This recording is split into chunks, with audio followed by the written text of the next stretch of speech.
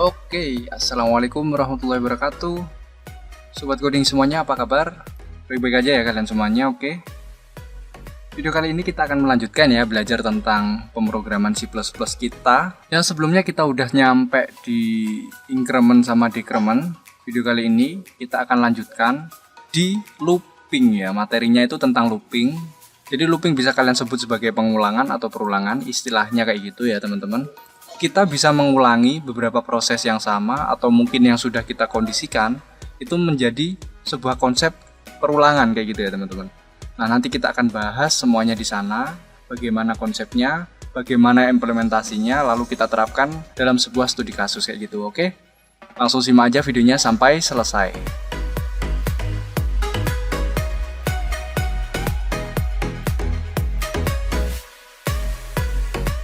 Oke, langsung aja kalian buka ya teman-teman dev C++ nya. Kita buka untuk seperti biasa ya header, meskipun ini kita nggak langsung terapkan ya, kita konsepnya dulu lah kayak apa untuk perulangan itu. Using name space ent main. Jadi kayak gini teman-teman. Jadi sebenarnya perulangan atau looping itu ada 4 macam. Kita punya 4 looping yang bisa kita gunakan. Ya, yang pertama itu kita punya, saya pakai komentar aja ya di sini. Soalnya kita belum memfungsikan ini, kita cuma akan rank-rank ya. Rank-rank aja apa yang kita pelajari di perulangan ini. Jadi perulangan itu yang pertama ada tentang for ya. Jadi perulangan ada yang pertama itu menggunakan for ya, for looping ya. Terus selanjutnya kita bisa menggunakan while. Ya, while. Itu nanti konsepnya kita pelajari. Terus ada do, while. Sama ya. Tapi dia ada do-nya. Jadi apa yang dilakukan ketika apa kayak gitu. Jadi apa yang terjadi, perulangan seperti apa di kondisi seperti apa kayak gitu, do while. Terus yang terakhir ada for each ya. For each. Nah, tapi ini nanti for each ini kita bahasnya ketika kita sudah belajar tentang array, teman-teman. Soalnya for each ini kita gunakan ketika kita mengulang sebuah array atau isi dalam array kayak gitu. Jadi ini nanti kita bahasnya ketika setelah mempelajari array. Ya, jadi untuk yang awal-awal dasar kita membahas 3 ini. Ya, for, terus while, sama do while kayak gitu. For each-nya belakangan, oke. Nah, untuk konsepnya perulangan sendiri atau looping itu seperti ini. Semisal saya ingin mencetak angka 1 ya teman-teman. Cout 1 kayak gini. Ya, kalau kayak gini kita save dulu ya. Saya berikan perulangan awal. Ya, kita save terus kita compile and run. Kalau kita buat kayak gini kan cout 1 ya. Dia kan munculnya angka 1 kayak gini. Tetapi kalau semisal saya di sini pengen mengulang atau mencetak 1 ini menjadi 10, kita kan bisa mencetaknya seperti ini juga ya. Ini berapa? Banyak ya, 1, 2, 3, 4, 5. Misal saya pengen mencetak sebanyak 10 kali. Oh ya, ini nanti bahaya ini. Belum ada end line-nya. Kita harus berikan end line. Biar dia ke bawah nanti. Kalau nggak ada end line kayak yang kemarin itu, langsung ke samping dia. Nggak bisa rapi ya, kayak gini. 3, 4, 5.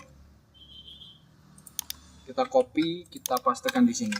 Nah, kita kan kalau pengen mengulang suatu proses itu kan bisa seperti ini ya. Kita ingin mencetak angka 1 sebanyak 10 kali. Kita berikan cout 10 kali kayak gini, terus kita compile and run.